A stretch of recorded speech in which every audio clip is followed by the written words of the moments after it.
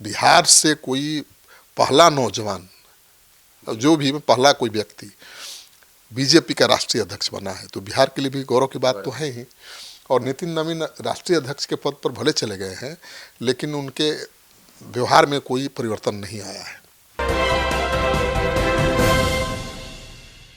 Panorama group, जो सोचता है वो करता है, आपके अपने सपनों का आशियाना। नमस्कार, स्वागत है आपका सिटी पोस्ट लाइव में। मैं हूं ऋषि। बीजेपी अध्यक्ष बनते ही बदले नितिन नवीन के तेवर, पार्टी के नेता हैरान, विरोधी और परेशान।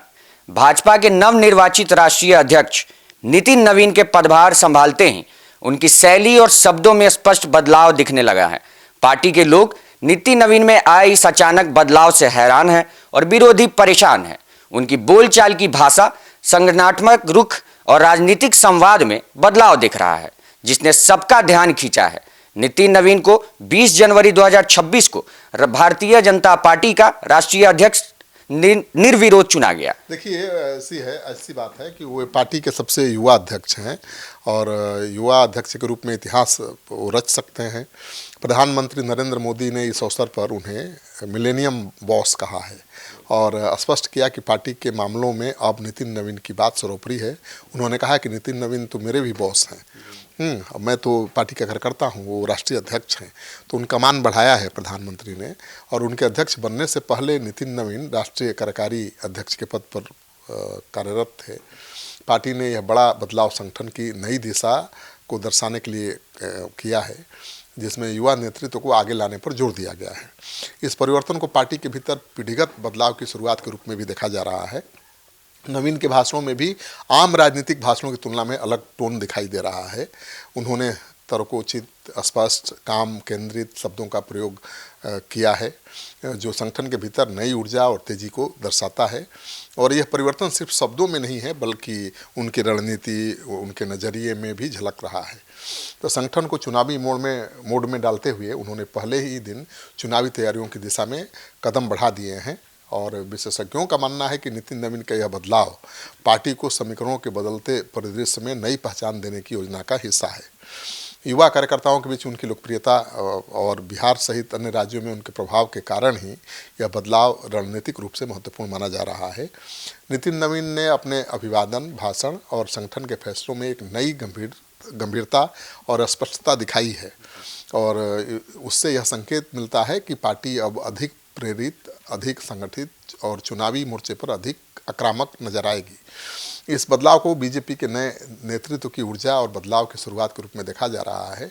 और नितिन नवीन तो बहुत सीधे साधे नेता हैं, बहुत प्रिय हैं पार्टी के कार्यकर्ताओं और नेताओं के बीच। कोई अभिमान नहीं है कि वो पार्टी के सबसे बड़े पद पर हैं और एक ऐसी पार्टी के बड़े पद पर हैं, सर्वोच्च पद पर हैं, जो पार्टी विश्व की सबसे बड़ी पार्टी है, बीजेपी। और बिहार से कोई पहला नौजवान, जो भी पहला कोई व्यक्ति बीजेपी का राष्ट्रीय अध्यक्ष बना है, तो बिहार के लिए भी गौरव की बात तो है ही। और नितिन नवीन राष्ट्रीय अध्यक्ष के पद पर भले चले गए हैं, लेकिन उनके व्यवहार में कोई परिवर्तन नहीं आया है।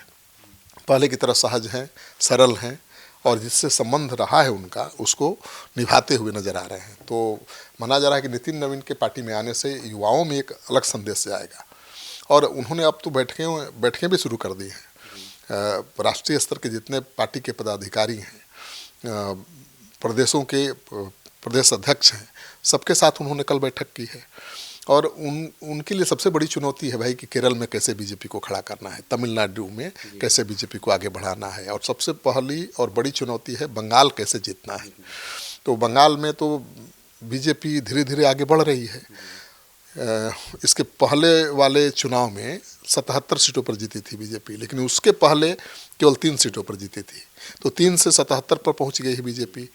लेकिन सरकार बनाने के लिए तो पूरा डबल छलांग लगाना पड़ेगा।